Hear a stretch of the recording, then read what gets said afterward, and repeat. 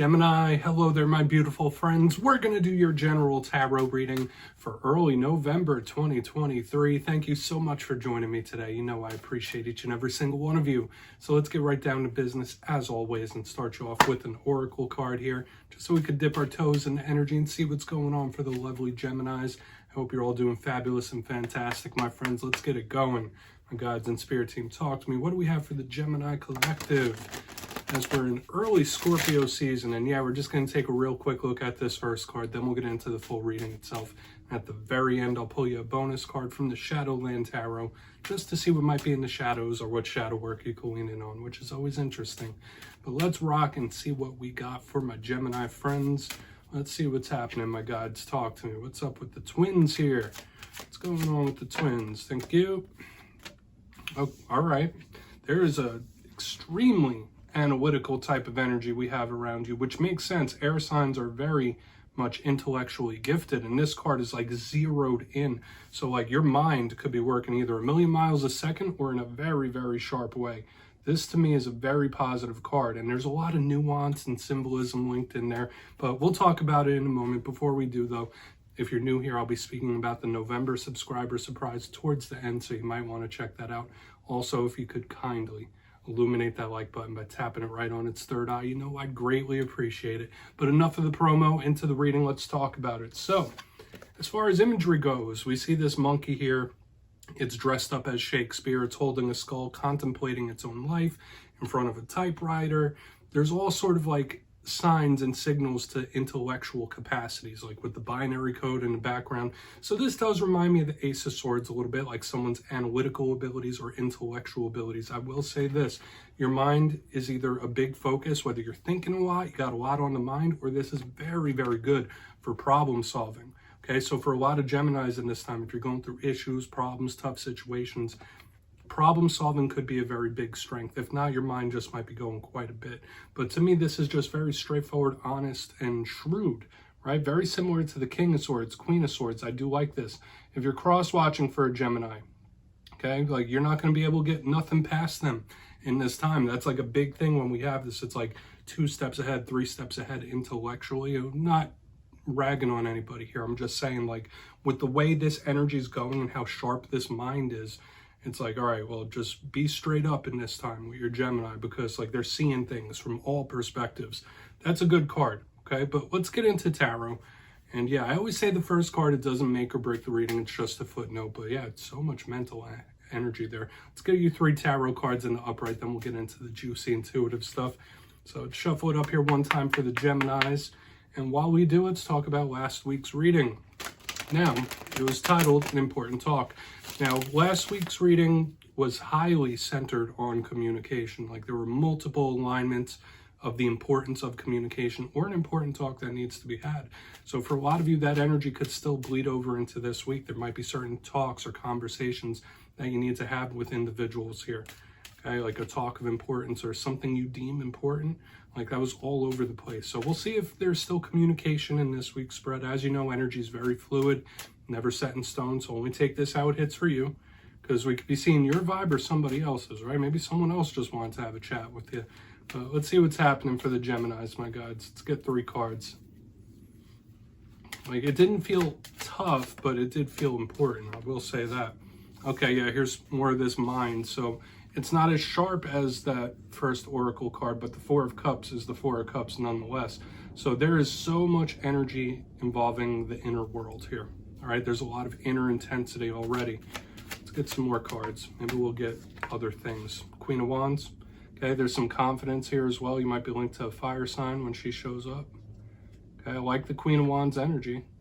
Like it's not a bad energy, that's for sure. Let's get another, then we'll really start piecing this story together. How you view yourself could be very important here. All right, we have the Death card. That's a loaded card. Don't be afraid of that. All right, that's not a card to get nervous about. It's just energy. But this is a loaded reading this week, that's for sure. So let's go through. I'll give you some of the classical meanings and archetypes, and we'll get into the juicy intuitive stuff. So at first glance, I'm looking down here. It's a mixed bag. A lot of intensity, that's what I will say, because we have the water, the 4 of Cups, which although cups are emotional, This one, you see that person, they're thinking. So there's a lot of inner stuff happening. Then we have a card that could represent the self, if that's not another person. Then we have the death card, which is extremely karmic and cycle-based. So there's a lot of intense, powerful energy here, Gemini. So let's go through one by one, then we'll really start to piece it all together. Before we get into the intuitive juiciness, position number 1, the Four of Cups. So I already gave you a little synopsis of what this card represents. See that little individual sitting under the tree, looks like they're having a little nap, little snooze, daydreaming away. So for some of you, yeah, that could possibly be it, especially with that Oracle card we had. Something big on the mind, okay? Whether it's a problem, whether it's a situation, whether it's a person, there could be something on the mind heavily when we have this. Now, remember, this could be how someone's thinking of you as well. Someone might have you on the mind. Maybe it's both. Maybe it's two people feeding off of each other. But a big thing with this Four of Cups is seeing the opportunities that Spirit is putting in your lap. Okay, because this person, although they're like dozing, snoozing, daydreaming, la la land, there's cups here and the Spirit's offering another one, another option, another path. So this can be a card of missed opportunities sometimes, okay? So make sure you have your eyes open to all opportunities approaching you. And a good thing about this energy is that it could lead to creativity, right? So a lot of you, all this thought there could be a very positive byproduct of that. However, it could also swing the other way where someone is thinking too much. Moving to the center, we have the Queen of Wands. Now, for a portion of you, if you are linked to a fire sign, Aries, Leo, Sag, this could just be them showing up right here. Maybe you have some fire placements yourself, so that could be another card representing you if that's the case. Doesn't matter male, female, or anything in between. But queens to me represent the inner world, right? Where kings represent control of their suit, queens are the inner expression. So even though wands are like fire, outward movement and action, this is an inner expression here. So with the cups, with the first card, now there's so much inner intensity happening here. This could be very good. This is all about self-confidence when I see the Queen of Wands. She's beautiful, she's powerful, confident, sexy type of energy. You might be focusing on your appearances when the Queen of Wands shows up, like maybe doing something with your wardrobe or your hair, your makeup, whatever it might be. And there might be something linked to your appearance and self-confidence here. So maybe you are feeling more confident in yourself and your abilities. Maybe you've recently had a knock on your self-confidence, right? Maybe you're not being too nice to yourself when this Queen of Wands shows up. So this could be Spirit telling you like, hey, treat yourself like the queen you are, or the king, right? Like I know there's males, females, everything that watches these readings, but the fact remains, like she's a big card of self-confidence. So don't lose confidence in yourself. Moving to the back end, this is where it gets to be pretty deep. We have the Death card. Now, this could be extra important this week because the Death card represents Scorpio. At the time of this filming, we are in Scorpio season. So the clarifier, if you're not linked to Scorpio, could tell us something that could be coming towards you in this season, a way you might be feeling in Scorpio season.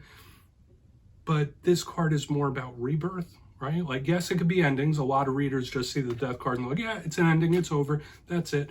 I see this more of like a phoenix rising from the ashes, like a renewal or a new beginning. That's what this card represents to me. Like, all right, well, that chapter's out of the way, let's start fresh type of vibe. So I really do like the Death card. It could represent change. It's a karmic card as well. So we could be seeing karmic archetypes and situations elapsing here. Lots of cycles of life with the Death card, but there is change, metamorphosis, and that karmic energy lingering heavy here. So with all that being said, I want to dive deeper, Gemini. Let's jump in and clarify. All right, let's get a good shuffle here for you, my friends. Let's reset this deck. My guides, talk to me. What do we got for the Geminis? And yes, this is where I go intuitive with the message, which means I just tell you how it feels to me. So feel free to do further research or rely on your base knowledge of tarot, because as you know, every single reading is about the reader's interpretation, and I'm just giving you mine. Let's go in on that Four of Cups. And yes, if you're a reader yourself, please feel free to play along. That's why the box is here. If you're feeling any messages you want to give to Gemini, drop it down in the comments. I don't mind at all. All right, Four of Cups time. What's happening? Why is that Four of Cups here? Thank you. Yeah, I'm not a huge fan of this energy here. Okay, there is somebody that has like some bad, tough memories on the mind. I don't want to use this word, but it feels a little bit like trauma. like trauma response, or somebody that has something that they're still holding on to. And I don't like using such a strong word, but I'm just going to give you the messages how they feel to me. Remember, this doesn't have to be you. The Six of Cups is a card of history, okay? It can represent people that we've known for years and years, ever since childhood. It could represent any sort of soul tie, whether it's relationship, family, friends. But to me, it's a card of history and memories. And when I see it in reverse, I think of tough memories, hard memories, bad memories. Under a card like this Four of Cups, this is somebody that could be holding on to those, okay? Whether it is, I don't want to say that it's feelings of like bitter or anger or mad or anything like that. But to me, it just feels like somebody can't get something off their brain. They can't get something off their mind. It's something very hard to process. That's why I use the word trauma, because to me, it feels like something, it's like, all right, well, if I could have healed from it, I already would have. So there is somebody not looking at the past with rose-colored glasses. They're not looking at the positive. They're looking at the tough things they've been through. So for a lot of Geminis in this time, that might be something you're experiencing, right? Maybe you're just going through the past, going through tough memories, trying to release them or heal them in some sort of way. That's a big thing here. And I will say this, in regards to emotions, emotional healing is something that gets talked about a lot in tarot readings. And I feel like it's something that a lot of readers just put like a sticker across and say, oh yeah, this person's healing, this person's healing.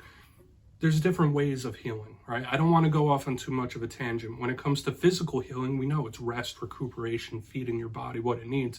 When it comes to mental healing, like if you're anxious or nervous, that comes with understanding.